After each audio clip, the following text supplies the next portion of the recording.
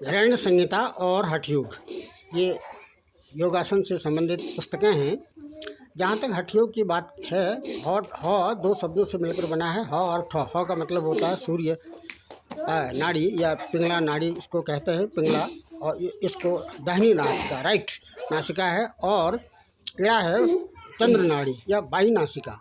जो हम वायु दाहिनी नासिका से ले रहे हैं और बाई नासिका से छोड़ रहे हैं, तो इन दोनों नासिकाओं से ली गई वायु को यदि सेंट्रलाइज कर दिया जाए तो ये हठ योग इसमें अंतर्गत आता है। जैसा कि कई प्रकार के योग हैं, जैसे मंत्र योग है, हठ योग।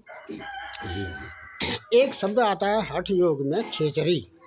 खेचरी, खेचर का मतलब होता है आकाश। अब यहाँ पर आकाश का इस योगासन से क्या संबंध है? जैसा कि माइनस और प्लस को यदि हम जोड़ देते हैं तो ऐसी स्थिति में विद्युत धारा प्रवाहित होती है। तो मस्तिष्क का जो संबंध है वह जिह्वा से है। जिह्वा को यदि हम उल्टा करके तालु में स्पर्श कराते हैं बार बार, जितने पीछे हम ले जा सकते हैं, तो यहाँ पर क्या होता है, मस्तिष्क का जो प्रारंभिक भाग है, तालु है, वहाँ पर पॉजिटिव एक्शन है। और जो जिह्वा है, जिह्वा की का जो 4 पार्ट्स है, अग्रभाग है, वहाँ पर माइनस स्पंदन है, माइनस है। माइनस और प्लस का जब संयोग होता है तो विद्युत धारा प्रवाहित होती है। तो खेचर का मतलब है आकाश।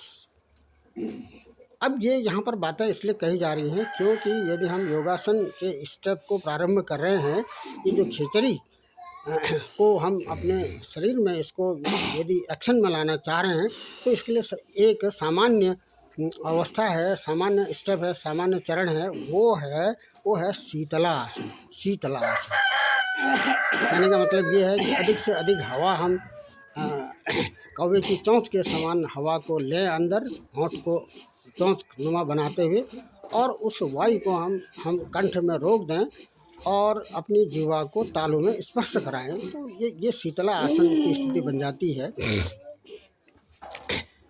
यदि हम अपने स्टोमक को रोटेट कर रहे हैं क्लॉकवाइज और anti clockwise, up and down rotate कर रहे हैं, तो यहाँ पर हमने क्या करना है कि अपनी कमर को सीधी रखनी है।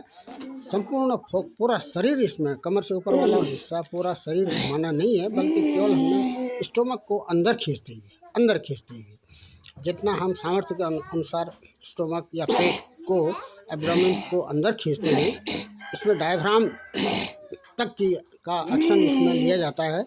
और उसके बाद फिर हम रोटेट करते हैं स्टोमक को, क्लॉकवाइज करेंगे, उसके बाद फिर एंटी क्लॉकवाइज करेंगे। इसमें संख्याओं का ध्यान रखना है। यदि हम 10 स्टेप क्लॉक के ले रहे हैं तो 10 स्टेप हमने एंटी क्लॉक के भी लेने हैं।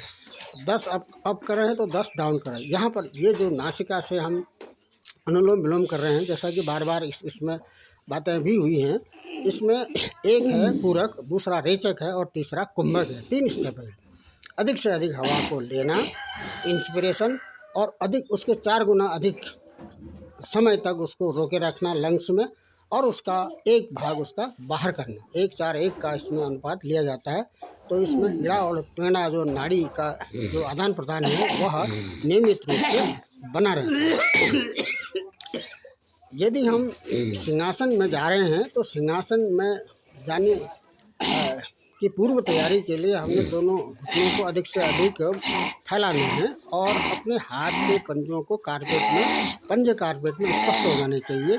यहाँ तक कि रिस्ट तक का जो क्षेत्र है वह भी कारपेट में स्पर्श होना चाहिए। तो अंगुलियाँ ही स्पर्श न की जाए, बल्कि रिस्ट तक का जो क्षेत्र है उसको कारपेट में स्पर्श कराना है। और यहाँ पर थोड़ी सी हवा अंदर लेनी है, और उस हवा को, जो हमने हवा अंदर ले रखी है, उसको गले से सिंह की गर्जना के समान उस हवा को आवाज़ करते हुए बाहर छोड़ देना है।